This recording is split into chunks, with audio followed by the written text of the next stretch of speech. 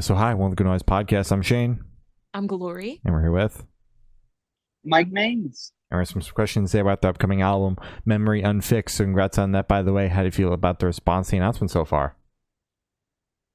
So far, so good. It's always nerve-wracking. I do still make music primarily as a form of kind of therapy and uh, self-medication, but I would be lying if I said I didn't want people to enjoy it or connect with it. Um, I it's encouraging when people do, for sure. Hell yeah. This album rocks. These songs are so fucking solid. Uh-huh. Thank you Hell so yeah. much. Hell yeah. Oh yeah. So is there any meaning behind the album title or cover art? Yeah, so I had struggled through so many different titles, like all the songs that were on the record. I always name the album last. It feels like the final bow that I tie around the album at the end. Mhm. Or if I was a painter, it'd be like my little signature at the bottom corner or something.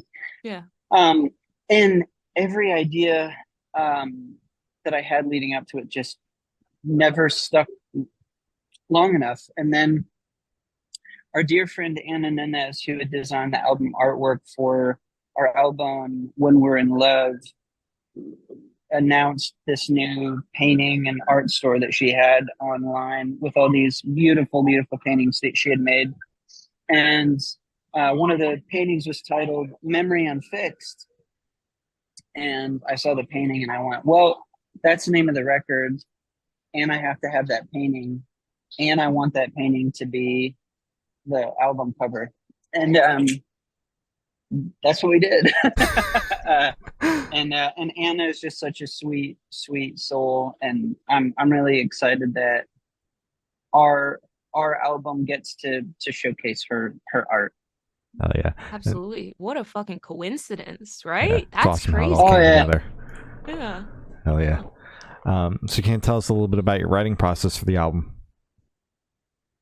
yeah. The Let's see here. I wrote a lot with one of my close collaborators, Nathan Hurst, who produced the record with me. We This is the first album I co-produced on, and I collaborated with a few guys in Nashville. Jeff Duncan, who's a beautiful soul, Jacob Bonio, Randy Kent, all just a bunch of different really great, accomplished songwriters and producers in Nashville. And then Nathan and I guess you could say kind of executive produced it. We just sifted through a pile of a lot of different demos and songs that I had written by myself with other writers in town, as well as the songs that Nathan and I had written.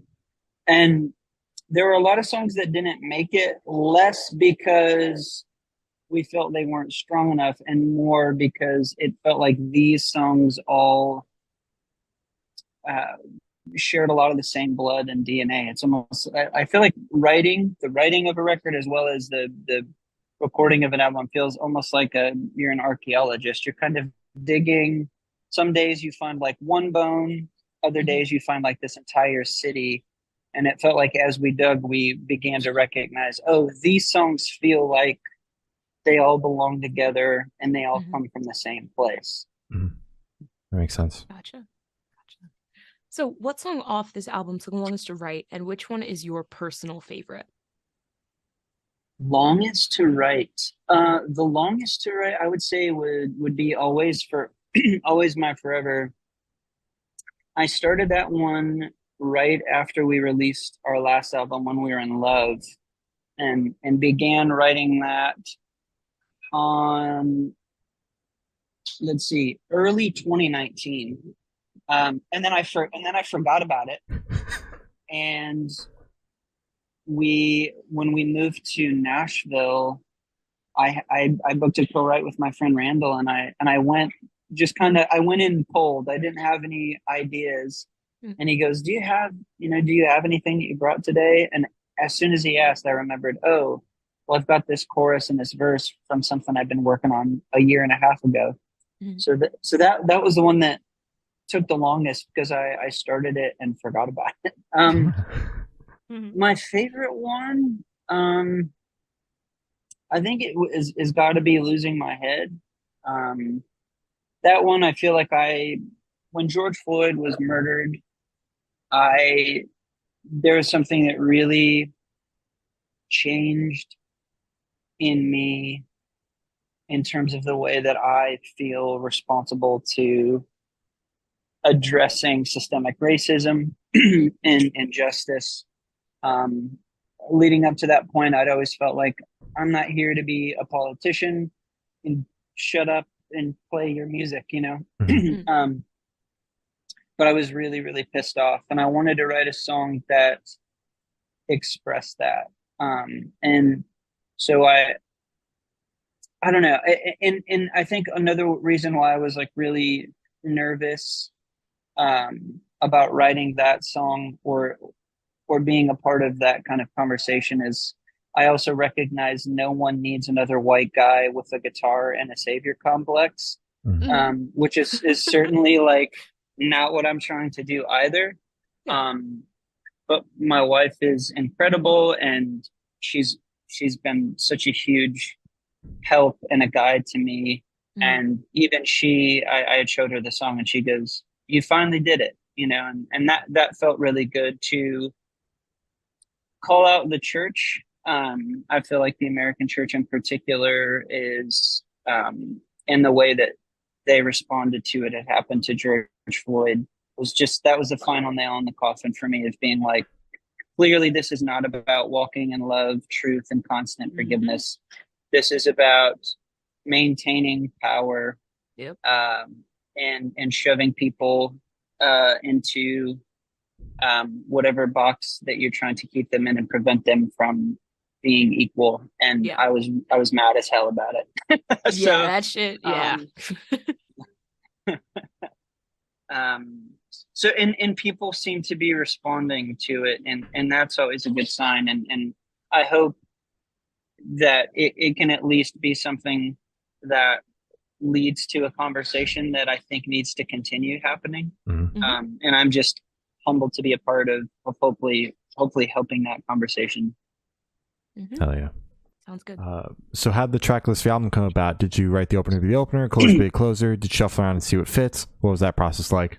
Lots of shuffling. Our booking agent is actually, it's kind of funny. So I've known our booking agent since he started coming to shows when he was like 14 years old.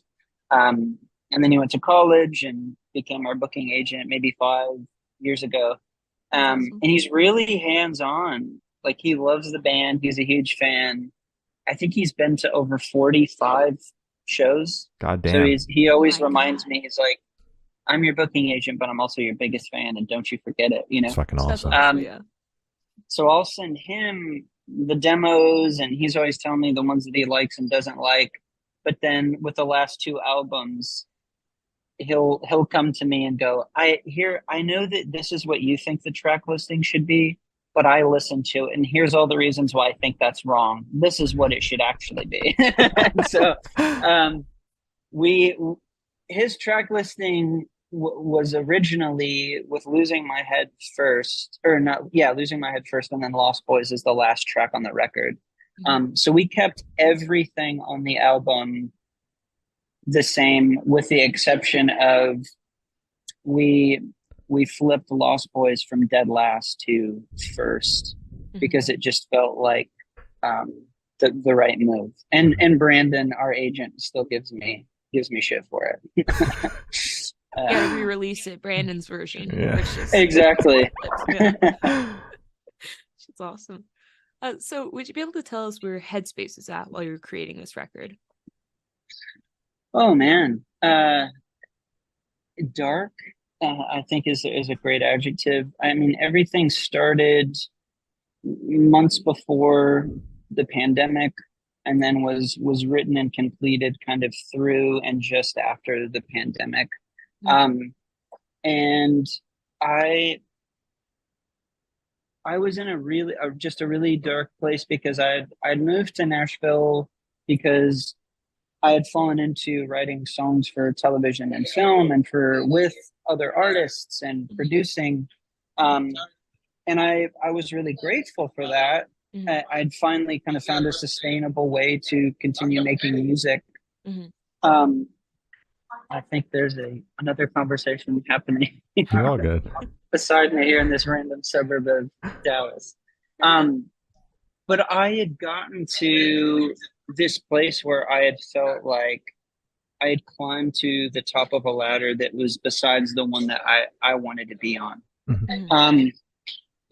And so a lot of the songs that made the record were these like journal entries I was making in between writing songs with and for other people and producing other artists. Yeah.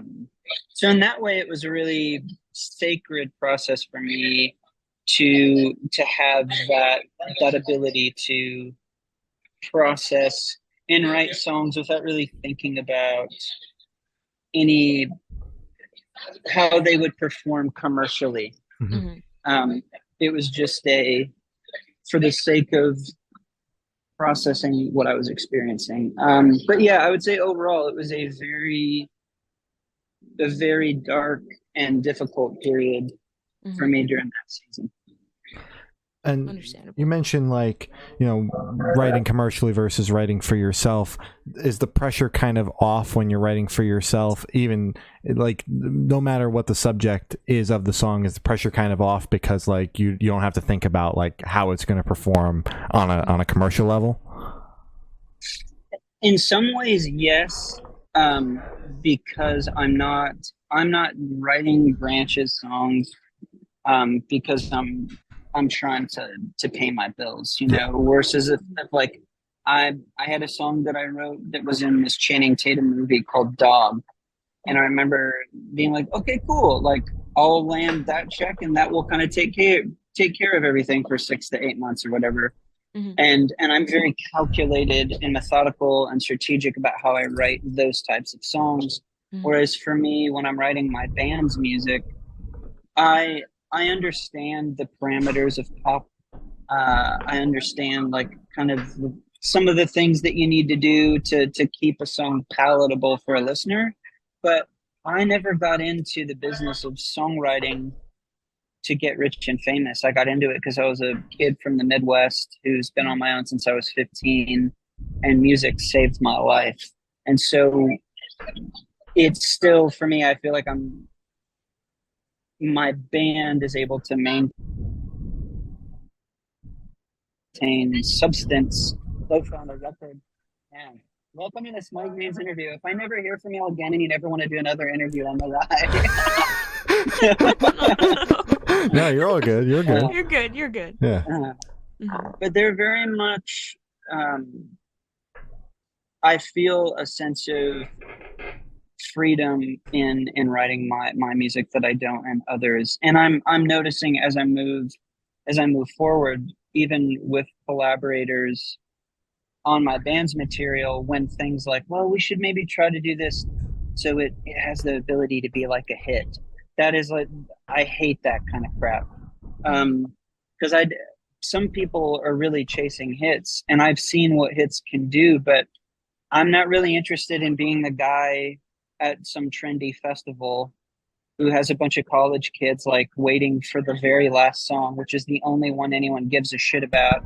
Then all the iPhones come out, and then no one cares. Like, yeah, that's no fun. I would much rather have songs that maybe aren't these massive chart toppers, but when I go and I play shows for the rooms that we're in, like my fans know every word to every song. And so in that way, I feel a lot of gratitude for that. Hell yeah. So how do you recommend your fans to listen to this album for the first time? Should do in the car with friends and dark with headphones on? Is workout album, party album? What do you personally recommend? Ooh. I would say the answer is probably different depending on the person, but I like In the Dark with headphones on. Yeah, I really like that. I think it's definitely an album that people can get lost in. Hell yeah. I agree. All right. So this one should be super, super quick off the top of your head. I want you to describe this album for new listeners in 3 words. No more, no less. Wild and free. Hell yeah. All right. Perfect. Hell yeah. Perfect. Hell yeah. So in that same train of thought, is there a certain feeling or emotion you want listeners to have while going through the album? Just connection. I no, I don't think I didn't write it with like a specific emotion I wanted people to experience. My one of my heroes, Jack Antonoff says, he goes, the only thing that matters is that it evokes an emotion. And so if you get into the studio the next day and you listen to something and it doesn't evoke an emotion, then fuck it, delete everything. So that's, for me, I have a deeply emotional connection to every song on the record. Mhm. And because I was in a really emotional state when I recorded those songs, I guess the hope that would be people can connect with that. Oh yeah. Okay. So, are you able to talk about any particularly challenging or standout moments from the creation of this album, positive or negative? Yeah. I would say the negative part was how cobbled together everything was, right? We couldn't, for the vast majority of the record, none of us could be in the same room. So I would write a song or do a Zoom session with Nathan or a Zoom session with another co-writer. We would track an acoustic and a vocal and then send it to a drummer. He would track drums, then send it to bass, then guitar. My wife and I would do keys and final vocals at the house. So that was just a lot of administrative work and a lot of back and forth, because if I don't like the bass line, or if there's something about the guitar part that I don't like, it's a lot more cumbersome than if the person is in the room with you. Yeah. Exactly. But it's also beautiful in that we somehow managed to make a record that feels like a band playing music together, even though we very rarely set foot in the same room while we made it. Yeah. Was there, I would assume there was like a learning curve for you doing the Zoom sessions, and were you doing them not just for this, but also like your commercial stuff as well? Yeah.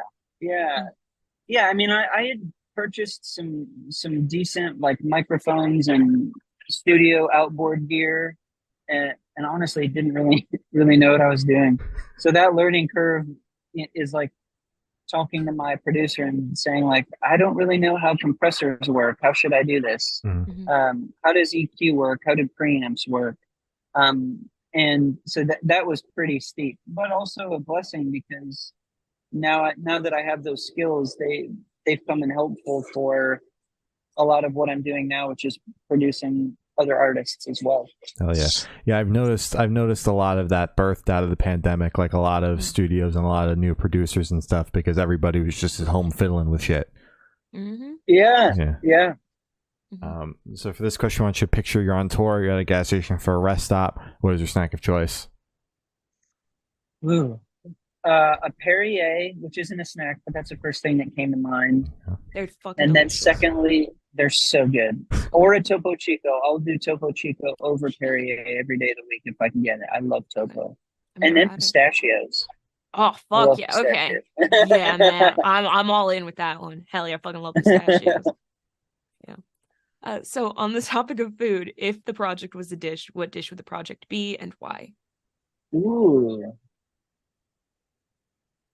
Cacio e pepe, a lovely, lovely Italian dish, a Roman dish in particular that my wife and I had with some friends when we went to Italy for a couple of weeks earlier this summer. It's noodles, butter, cream, salt and pepper. That's it.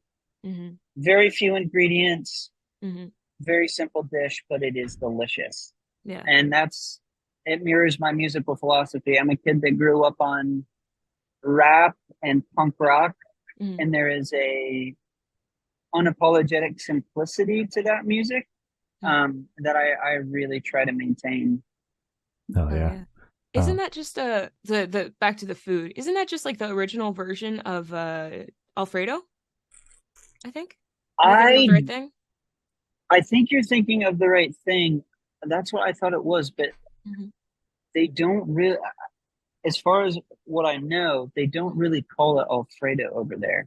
Yeah, I think Americans kind of did that and then added a bunch of cream and like fucking fake cheese and shit to it and was like, here you go, this is Italian food. Yeah. Exactly. You got it. Yeah. It's so good. It's really, really good. I really want to fucking try it.